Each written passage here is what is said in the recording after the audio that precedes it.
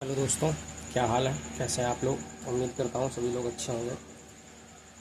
अब हम अपना एक्सरसाइज 2.1 जो कि क्लास 9th की एनसीईआरटी है उसका क्वेश्चन नंबर 3 सॉल्व करने वाले हैं।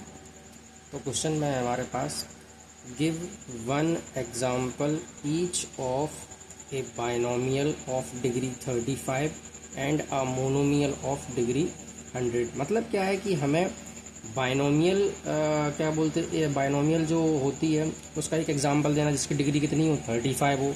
मोनोमियल देनी है एग्जांपल जिसका डिग्री कितना हो 100 हो। अब आप लोगों को बता दूं कि बाइनोमियल कौन सी होती है। बाइनोमियल बच्चों वो होती है जिसमें दो टर्म होते हैं, ठीक है। और मोनोमियल जो होती है वो आपकी कौन सी होती है, जिसमें केवल एक टर्म होता है। तो यहाँ पर देखिए क्या होगा फर्स्ट वाले के लिए, जैसे कि क्या हमें देना है, बाइनोमियल देना है हमको, ठीक है। तो बाइनोमियल की जैसे बात करें, ए बाइनोमियल ऑफ डिग्री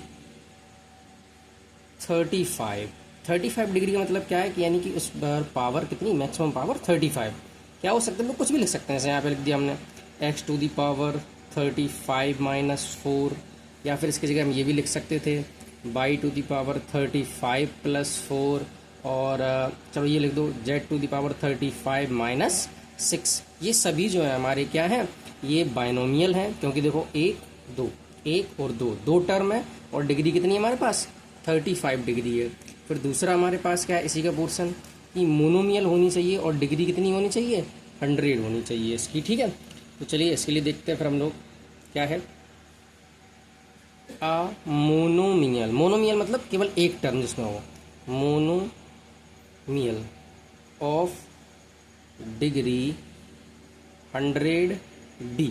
अब क्या हो सकता है, अब मोनोमियल चाहिए हमको, ऐसे लिख दो। तो जैसे कि √2 बाई टू दी पावर 100।